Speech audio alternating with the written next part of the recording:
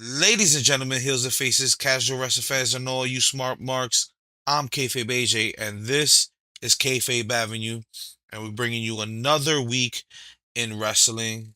And it's been a busy week, so let's get straight into it.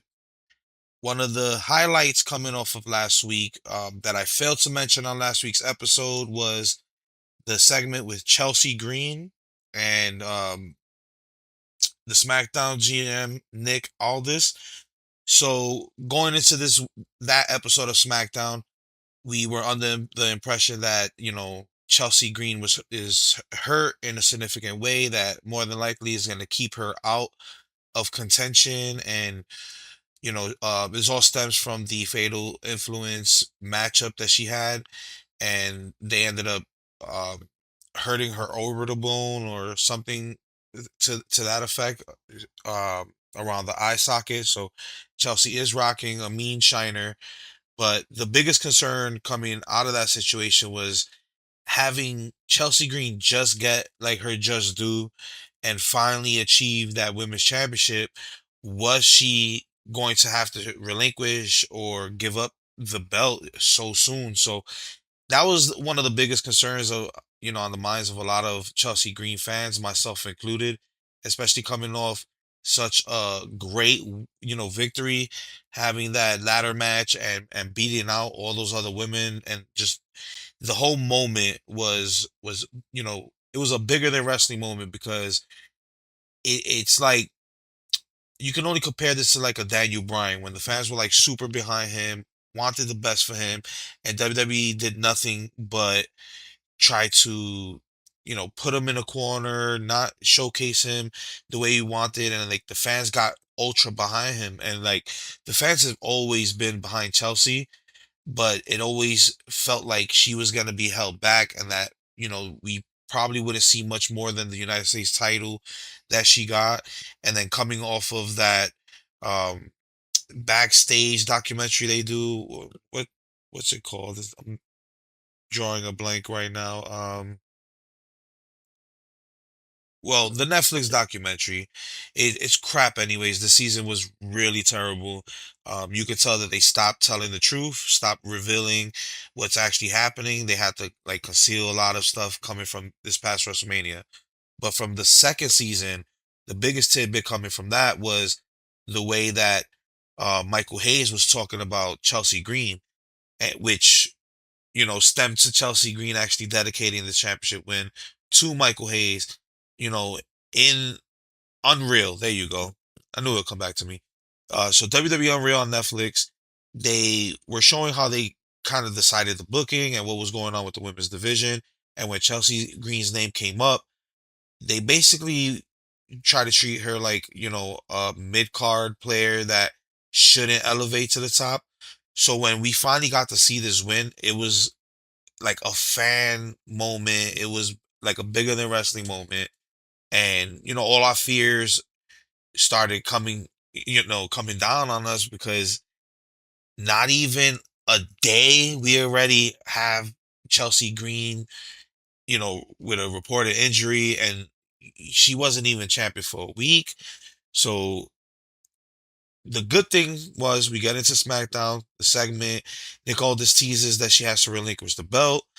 She begs Nick Aldis to give her an opportunity, and Nick Aldis basically tells her, you know, the GM brain is telling me to take the title, relinquish it, give another opportunity to others in this moment.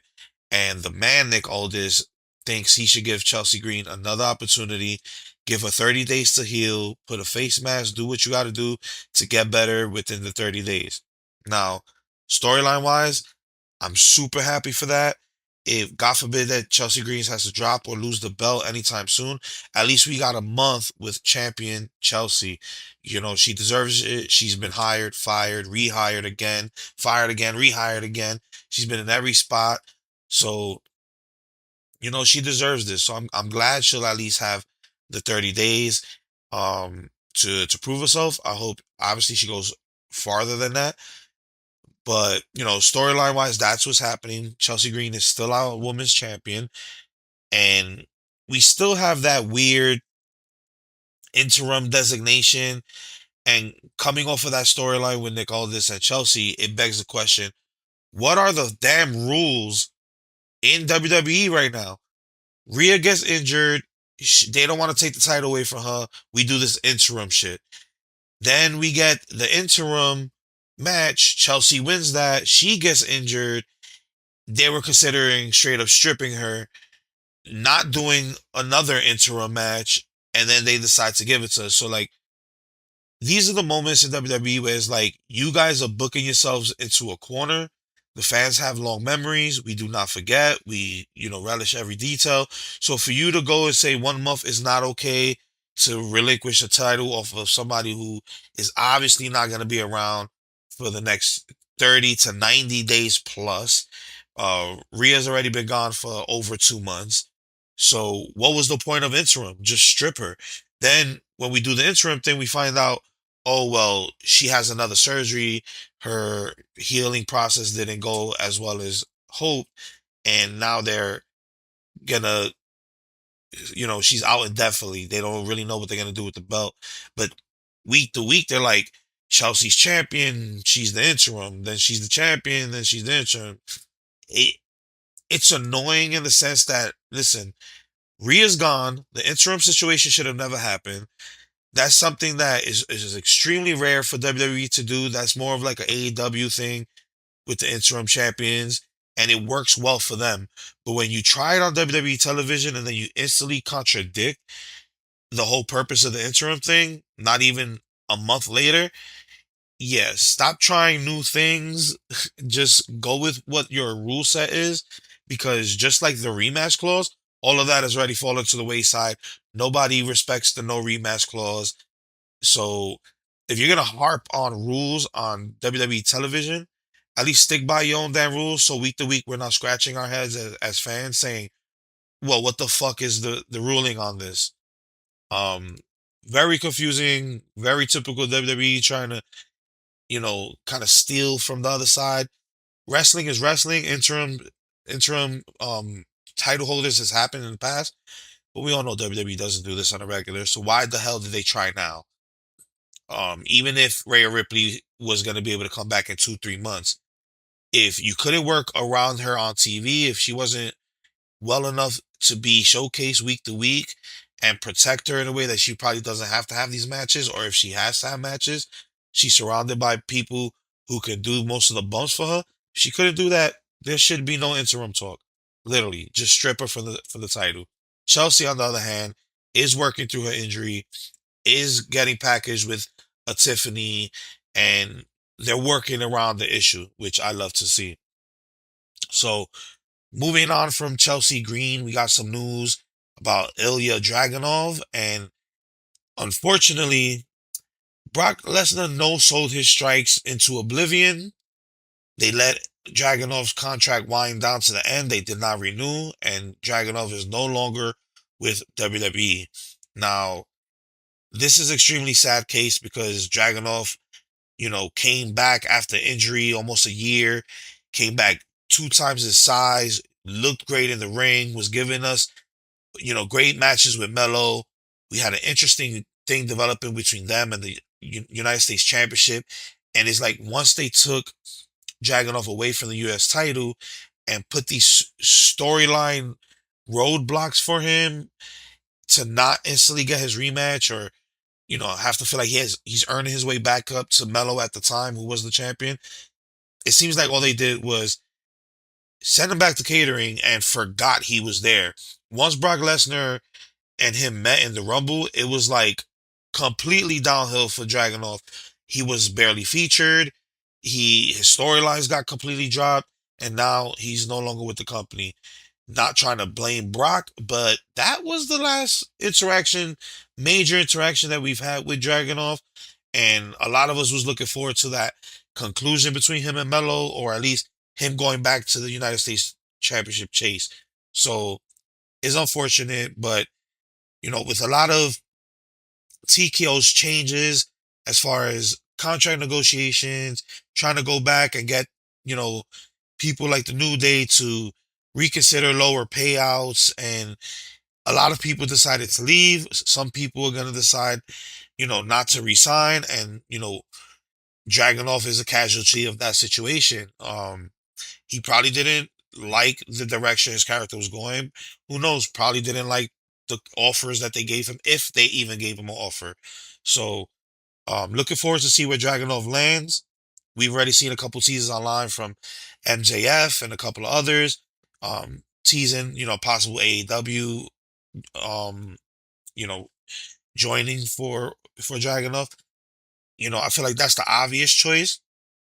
I'm okay with being surprised. I feel like other places, MLW, TNA, they should be getting a little bit more of a boost in their rosters. I feel like everyone automatically assumes that everyone's gonna go straight to AEW, and I like to be a little surprised. Not everybody needs the AEW situation. And like I said, we need other promotions to grow as well. And we gotta stop forgetting that AEW is not the only option. Another person who was on social media and it drew a lot of speculation about their future was Bayley. And coming off of her match with Lyra Valkyria at the last Saturday night's main event, Bayley's been written off TV, barely mentioned. They mention her in like passing, but it's been really awkward, especially the last maybe 3 weeks with Bayley. A few weeks ago, there was rumors that the TKO board didn't appreciate her social media interactions, seemingly teasing an AEW, playing with the all in and double or nothing kind of monikers and kind of alluding to them in her social media posts. So, um, Bailey's been causing a lot of speculation, and we're not knowing exactly what her place in WWE is at the moment.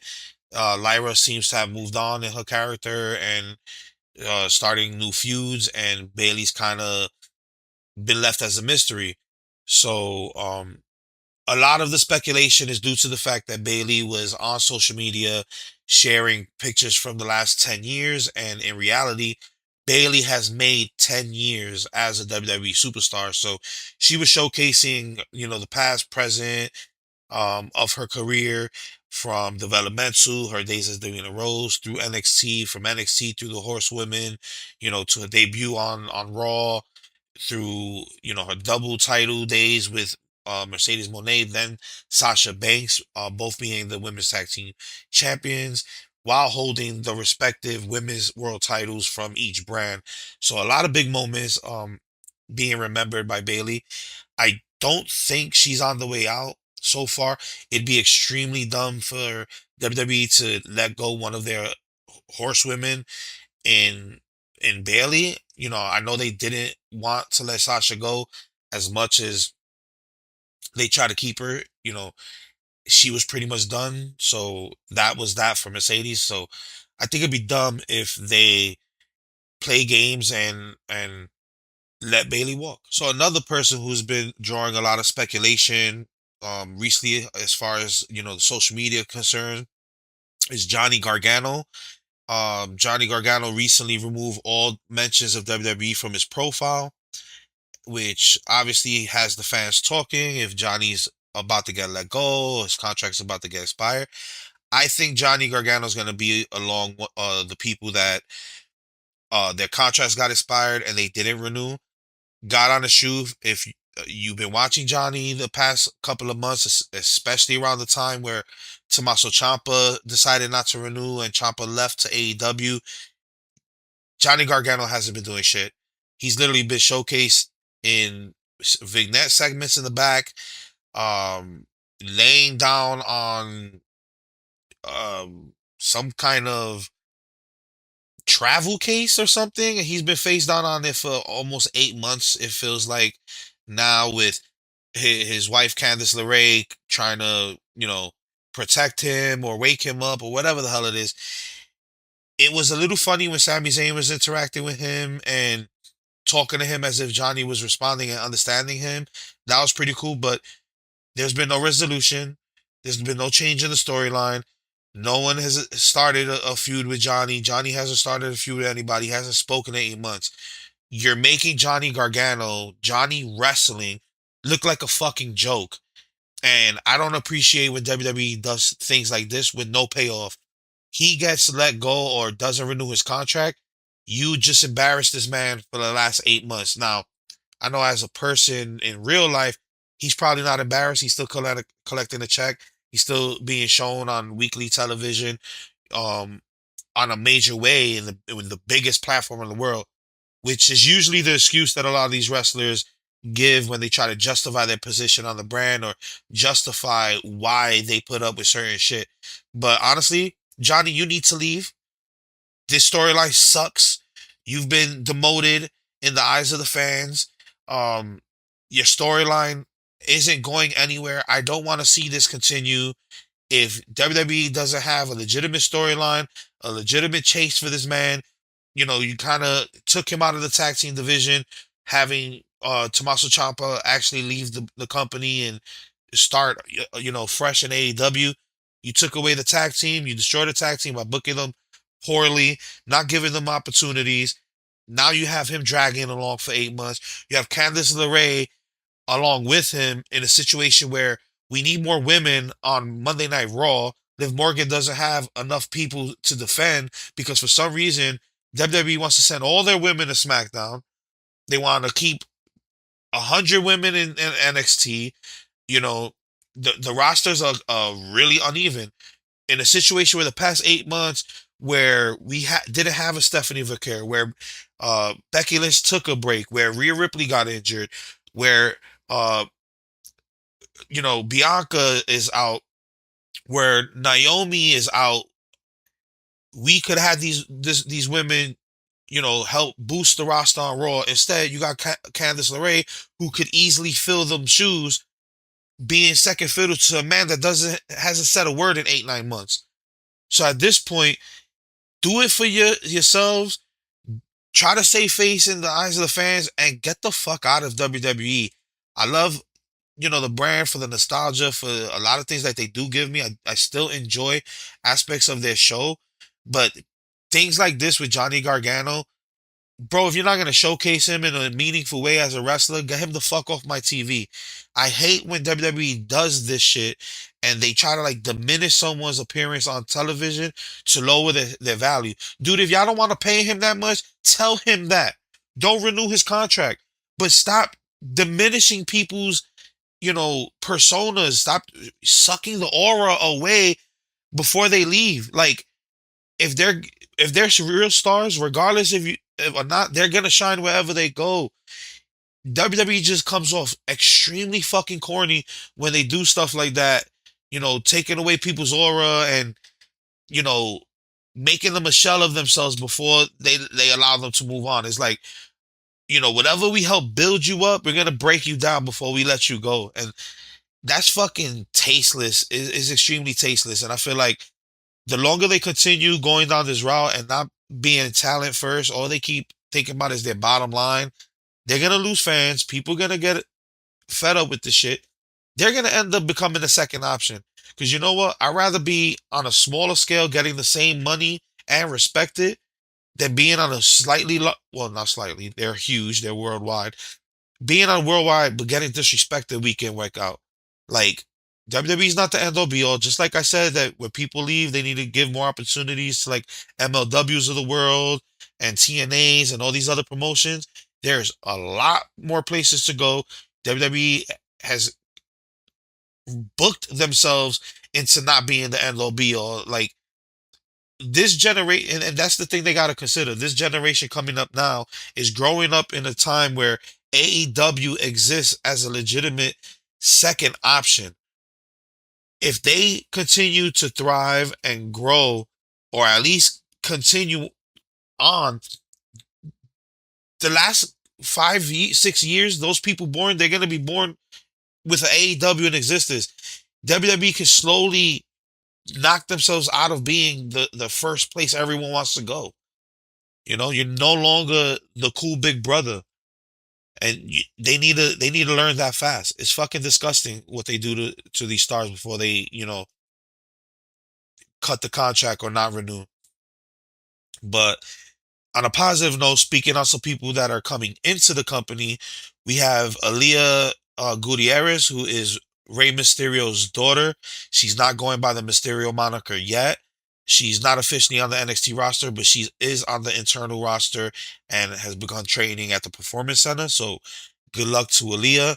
She's been showcased a few times in some Mysterio family drama and storyline with Seth Rollins back in the day. So, maybe she finally got the itch and hopefully, some of Ray's talent or Dom's heel like persona can rub off on her.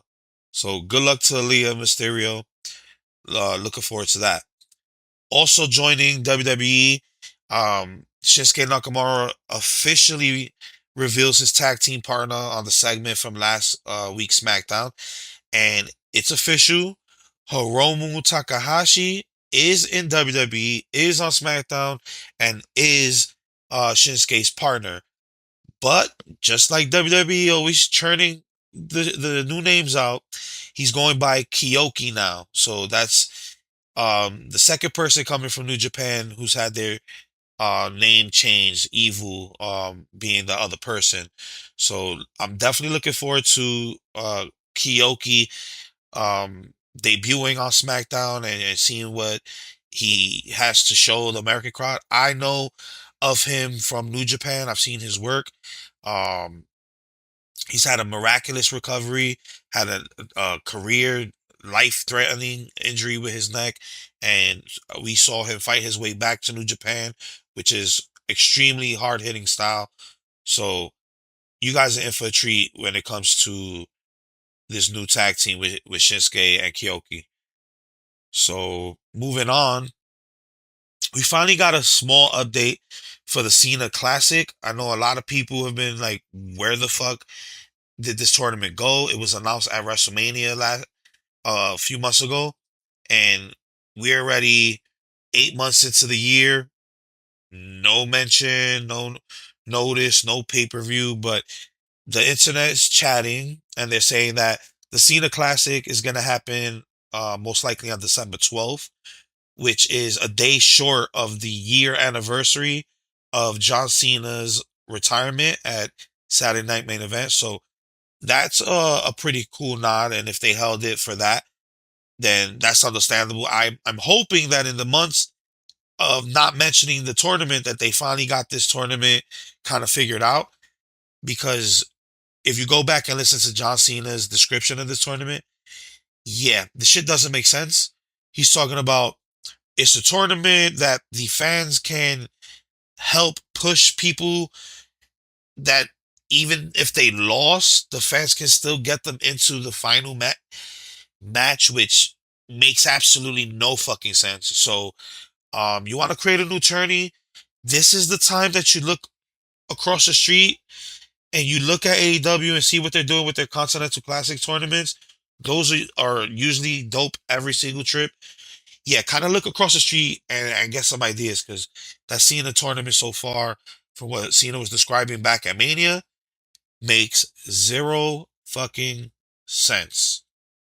And then speaking about AEW and what's happening across the street, we've gotten a crazy report, which is 1,000% believable, that AEW took a $30 million loss when it comes to their AEW Fight Forever video game. Now, why am I instantly believing it? The game sucks fucking ass. It is hands down one of the worst wrestling games that I've picked up since any spinoff that wasn't a WWE 2K main title. Since the SmackDown games existed, like when they used to try the Legends of WrestleMania, like it was a clunky hot mess. I could get over the cartoony style, but when you give us a roster that's hollow as fuck, outdated as fuck, then you charge $10 to $15 per DLC, which was only like 2 people to 3 people, I think, maybe an arena, if that. The DLCs were hollow as hell, expensive as hell. The roster was hollow as hell. The gameplay mechanics were clunky. Now, they did have their own niche with like the blood and barbed wire and things like that, but you guys waited too long to capitalize and make a good game that 2K just stole all that shit. Um, the blood, the guts, the fucking fire, everything. So I definitely didn't see them rebounding with this game. It was supposed to be a live service, which I actually think would have been genius, but the live service style that they went for was more Fortnite as opposed to live service. Like, we're just going to continuously update arenas. We're going to continuously update, the rosters. I'm willing to pay, you know, for skins that are going to be full on wrestlers, and I can keep my entire roster and play one game and pay one time. You can update the gameplay mechanics. You can give us roster updates. You know, it could work like Fortnite. Once the licensing is over, if you didn't get to purchase, they take it out the store. If the guys come back to the company, you could put it back on the store. But the idea of being live service was great. But when you have a stadium stampede mode that fucking sucks, changes the complete gameplay mechanics that you learned in the base game. So now you got to learn two different variations of how to actually play this game. It was fucking terrible.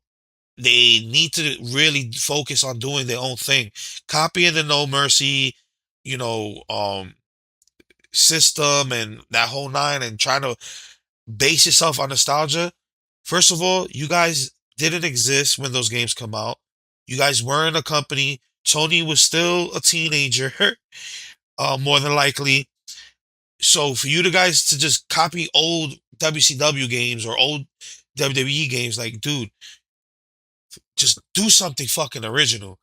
But if that was an example of any video games that we have to look forward to in the future for AEW, um, Tony, Kenny, everybody who worked on that game, keep the fucking game. We rather not. WWE 2K gives me a better AEW video game than AEW gives me, which is crazy. Um, let's get off of the video game subject, but you know, speaking of AEW, let's continue to talk about some little pettiness that's going on. So there were TKO representatives at last week's Dynamite. Now, I understand that Dynamite was in Las Vegas, which is the home of TKO. That's their sporting city, which is why WrestleMania was in Vegas the last 2 years. But for you guys to show up to AEW, you pay the tickets. They did not get complimentary tickets. Tony did not support this at all. They went in as fans, but for TKO representatives to show up to an AEW, like, you guys are showing your fucking hand. Like, you really just went to AEW show to see what is actually working and cool with their crowd, so you could what, try to steal it for WWE programming. TKO needs to really let the cooks cook and stop trying to interfere in shit that they don't understand. You guys dabble in UFC, you dabble in boxing, you dabble in whatever other sport. We don't need people who dabble when it comes to wrestling, because wrestling is very intricate. It's very different. It's its own niche. So when you have people who only dabble and don't really give a fuck about this business, it starts to show. And you guys shamelessly going to the competition, regardless if you want to actually address them as such, is fucking telling. And it kind of shows that you are lacking creativity when you got to go and check out the competition that way. Isn't it bad enough that you guys probably already have people in the crowd that go back and tell you, or people that run back who's in the know and tell you what's going on, so you can counter produce like you've been doing almost the entire lifespan and existence of AEW?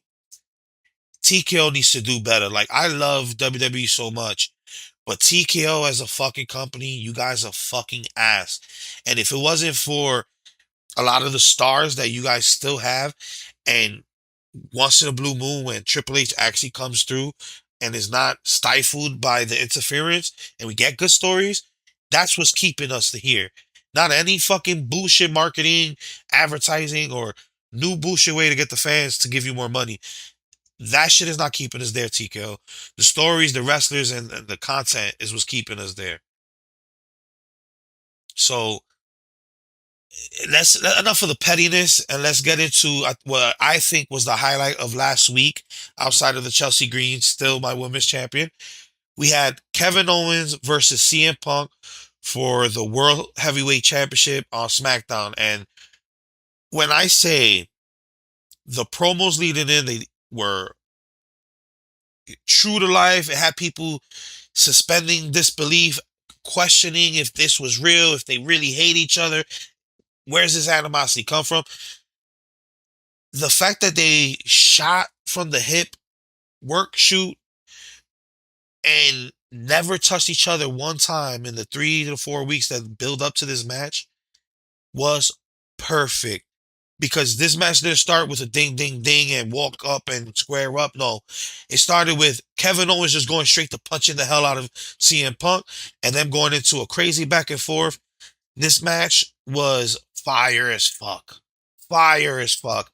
Not only that, we got the craziest false count ever. When I'm telling you, Sami Zayn came in, tried to help Kevin Owens interfere against CM Punk, and try to get a KO to win. KO goes and gets the closest to in like what's closer than 3/4. Like whatever's closer than that, the 2 count was closer than 2 3/4. Like our collective breaths as fans was like, holy shit. And we thought KO became champion, which honestly, at that point, the way the story was hitting, all the elements, Sammy's involvement, CM Punk playing the heel the whole match, actually doing Hulk Hogan poses, which also felt like CM Punk continuing a storyline thread from AEW. Right before he left, he was doing the real world champion gimmick in AEW where he was starting to pose like Hulk Hogan. He was starting to play up the heel. He even did the spraying of the world title in AEW. So it felt like he was continuing that thread. And honestly, him switching it up, playing up the heel because everyone loves Kevin Owens. So it was going to be hard to boo anyone in this situation, which CM Punk got no boos that I remember, but the way he played it up made the match so much more intense, made it so much more worth it. So when we got to the false count, it was like, holy shit. Not only that, continuing the match, we get to a segment where Sami Zayn has the world title. He's telling Kevin Owens, take the title. The ref is down. Take the title. Hit CM Punk with it. Take the victory. We have him tease that he's going to take it, but then Kevin Owens decides against it. Now, this is also a storyline thread that he's continuing from before he came back from injury, from before he got injured, was the I want to win this the correct way. I want to earn it the good guy way. So that's why he lost against Cody Rhodes. So finally, when he decided, I'm going to win by all means, it's about the world title. That's when we got the Attitude Era belt, the Winged Eagle belt, excuse me, getting taken for Kevin Owens, and he was parading it for like a month until the Saturday night's main event where he actually faced Cody again for it, leading to like the ladder match. He was working injured with his neck. So, once he left, that was the last thread we had. So them rekindling that same thread, like in the moment, I'm like, no, like you did this already with Cody, but it makes sense because Kevin wants to prove himself after being away for so long. So him not taking the belt made sense. But if he would have taken the belt and used it, it also would have made sense because the character before he left, like I said, was already like by any means necessary. So then he denies the belt from Sami Zayn. And what happens? Sami, for the first time in our collective memory that I remember, correct me if I'm wrong, Sammy, for the first time, is the first one to turn on the other. Kevin Owens is always the first person to turn on Sami Zayn. He's turned on Sami at least 4 times in just WWE. So to finally see Sami Zayn, like, oh, you don't want to take my help? Boom, hits him with the belt. He's like, fuck it. Fuck you too. It was like, finally, like, they didn't pull the trigger on Sami Zayn when we needed it to. He lost that momentum. By the time he got back to Saudi Arabia and it was time for him to win the belt again, it was the Sami Zayn that we were like, I no longer believe in the Sami Zayn. And even if he won the title, it's like, yo, too little, too late. Like, when he was supposed to win, you guys strung it along another fucking year. Like, even when he did win, it was like, he deserved it, but then he lost it 9 days later. So it was like, it's fitting. He got the belt, he got his little stat in history. They're probably not gonna go with Sami Zayn again. But finally, seeing this is a Sami Zayn I can believe in. This is the Sami Zayn that I've been waiting for. None of this conspiracy theorist, oh, woe is me, I'm the victim, even though his t-shirt literally says justice for Sami right now. But at the end of that SmackDown, that was the fucking Sami Zayn that I could believe would be world champion. That's the Sami Zayn that I could get behind and say, you know what? This guy's going to do anything it takes to win this belt. And if he wins the belt, I'm going to be happy for him. That's what we needed this entire time. Sammy is playing up the damn, I really didn't want to do this, but I had to. Kevin is like, yo, what the fuck? I lost. And what's CM Punk doing? Hogan poses. I won. Fuck that Sammy did this. Like CM Punk is playing up the hill. And you know what? I'm here for it. I'm here for heel CM Punk. Because if anybody can play any role, come back and forth between, to play the tweener if they have to, it's CM Punk. The promos are going to be crazier. The smugness, the look on his face, the way he was carrying that match, looking forward to it 100%. So that was this past week in wrestling. We have Monday Night Raw tonight. We have NXT tomorrow. A couple of things happening. We're waiting for the card to be further revealed for the prediction show for All In, which we will provide. So, yeah, that's been this week in wrestling.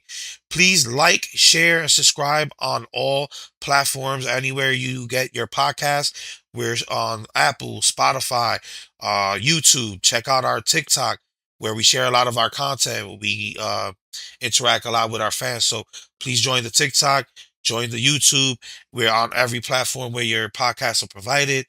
Like, share, subscribe, guys. It's free to support. With that being said, I could do this all day and take us home.